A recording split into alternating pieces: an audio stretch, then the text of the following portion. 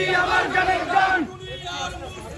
এক হও লড়াই করো, দুনিয়ার মুসলিম সইবে না রে মুসলমান।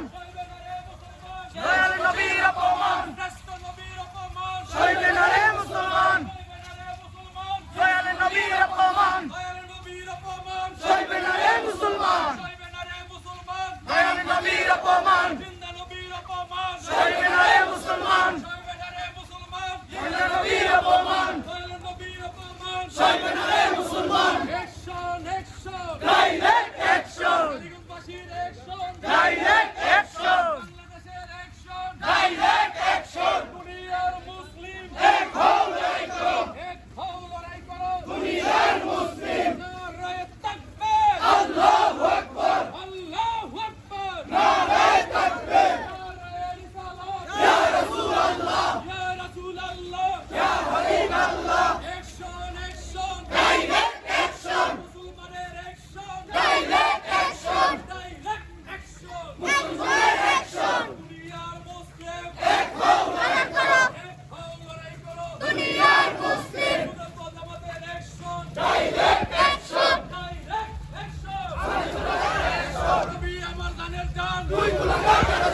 দুই কুলাঙ্গার জানার সন্তান, নবী আমার জানের জান। সইবে না রে মুসলমান, দয়াল নবীর অপমান। ডাইরেক্ট অ্যাকশন, এক হও লড়াই করো, হুঁশিয়ার সাবধান। ইহুদির বাচ্চারা, হুঁশিয়ার সাবধান। ভারতের দালালেরা সইবে না রে মুসলমান। দয়াল নবীর অপমান সইবে না রে মুসলমান। দয়াল নবীর অপমান। ডাইরেক্ট অ্যাকশন, অ্যাকশন, সইবে না রে মুসলমান। জিন্দা নবীর অপমান।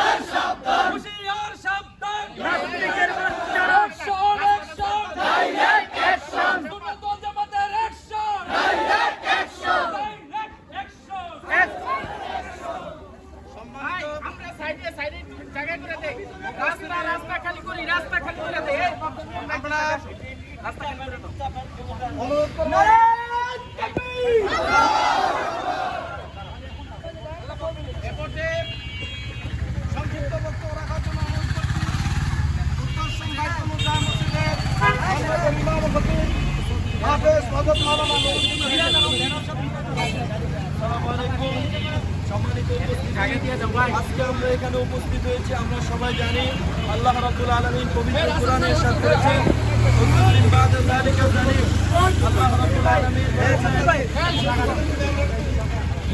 আল্লাহ তাআলা বলেছেন, হে নবী, আপনার চরিত্র নিয়ে যারা কটূক্তি করে, আপনার চরিত্রের উপরে যারা আঘাত করে, আল্লাহ রাব্বুল আলামিন কোরআনে বলেছেন, উতুল্লিম বাদা যালিকা জানিম। আজকে যে নূপুর শর্মা নবীজির চরিত্র নিয়ে কথা বলেছে, কটূক্তি করেছে, আমরা কোরআনের আয়াত এর অর্থ অনুযায়ী আমরা বুঝতে পারি নূপুর শর্মা একটা জারজ সন্তান। সম্মানিত উপস্থিতি, আমরা আর কিছু বলতে চাই না। এই নূপুর শর্মা যে একটা জারজ সন্তান তার প্রমাণ কোরআনের আয়াত। এই বলে আমি আমার বক্তব্য শেষ করলাম। এ পর্যায়ে বক্তব্য রাখার জন্য অনুরোধ করছি সোমবাজার জামে মসজিদের মাননীয় ইমাম খতিব হাফেজ মাওলানা আল মামুন। আসসালামু আলাইকুম ওয়া রাহমাতুল্লাহি ওয়া বারাকাতুহু। আল্লাহ রাব্বুল আলামিন ওয়া মা আরসালনাকা ইল্লা রাহমাতাল লিল আলামিন, যাকে আল্লাহর হাবিব সাল্লাল্লাহু আলাইহি সাল্লাম আল্লাহ রাব্বুল আলামিন तमाम জাহান কুলের জন্য রহমত হিসেবে, तमाम জাহান কুলের জন্য রহমত হিসেবে দুনিয়াতে প্রেরণ করেছেন। আল্লাহর হাবিব সাল্লাল্লাহু আলাইহি সাল্লামের নামে যারা কুটিক্তিকর কথা বলবে, আমরা সরকার বাহাদুরকে আমরা অনুরোধ জানাবো, ভারতের যে কুলাঙ্গার মূল নবীজির সামনে অপমান করেছে তার জন্য দৃষ্টান্তমূলক শাস্তি হয়। আমরা ভারত সরকারকে অনুরোধ করব, যেই ব্যক্তি এই আল্লাহর হাবিব সাল্লাল্লাহু আলাইহি সাল্লামের নামে কুটিক্তিকর কথা হয়েছে তার জন্য ফাঁসি হয়। ঠিক কি না? কথা বলে আমার সংক্ষিপ্ত কথা শেষ করলাম। আসসালামু আলাইকুম ওয়া রাহমাতুল্লাহি ওয়া বারাকাতুহু।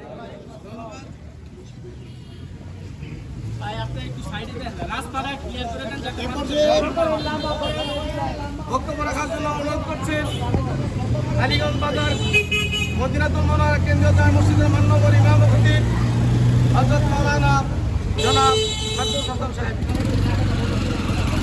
আসসালামু আলাইকুম ওয়া রাহমাতুল্লাহি ওয়া বারাকাতুহু।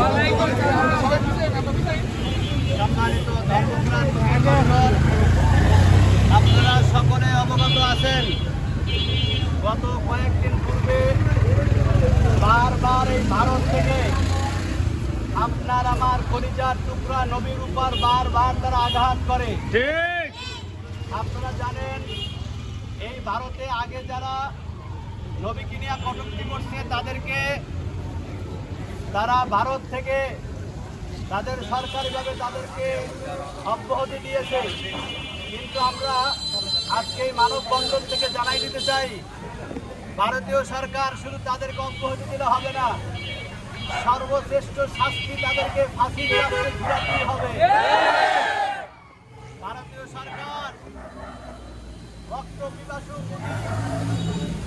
তুমি পাহাড় দেখছো, পাহাড়ের ওজন দেখো নাই, তুমি নদী দেখছো, নদীর ঢেউ দেখো নাই। এই বাংলাদেশের 92% মুসলমান দেখছো, মুসলমানের ইমানি শক্তি দেখো নাই। মুসলমান জীবনের চাইতে তার নবীকে সবচাইতে বেশি ভালোবাসে। ওই নবীর ইজ্জত রক্ষার প্রয়োজনে জীবন দিবে ইনশাআল্লাহ।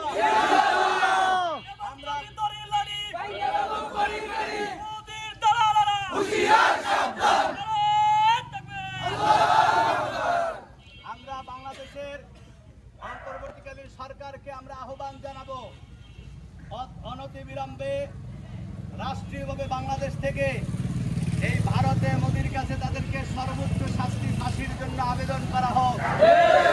যদি তাদেরকে ফাঁসি দেওয়া না হয়, এই গোটা বিশ্বের তৌহিদি মুসলমান যদি জাগ্রত হয়, এই দুই কুলাঙ্গারকে কুত্তার মতো রাজপথে বিচার করা হবে ইনশাআল্লাহ। তাই সকলকে আহ্বান করব, আমরা আমার নবীকে যেমন ভালোবাসি, ওই নবীর ইজ্জত রক্ষায় আমাদের উলামায়ে কেরাম যদি আবার আপনাদেরকে রাজপথে ডাক দেয়, আপনারা সবাই রাজপথে আসতে রাজি আছেন?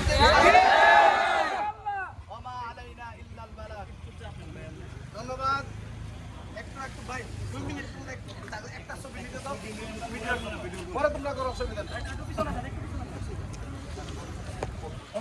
এই পর্যায়ে সংক্ষিপ্ত বক্তব্য রাখার জন্য অনুরোধ করছি কালীগঞ্জ সরকারি শ্রমিক কলেজের সুযোগ্য শিক্ষক জনাব ফখরুল ইসলাম সাহেবকে বক্তব্য রাখার জন্য অনুরোধ করছি।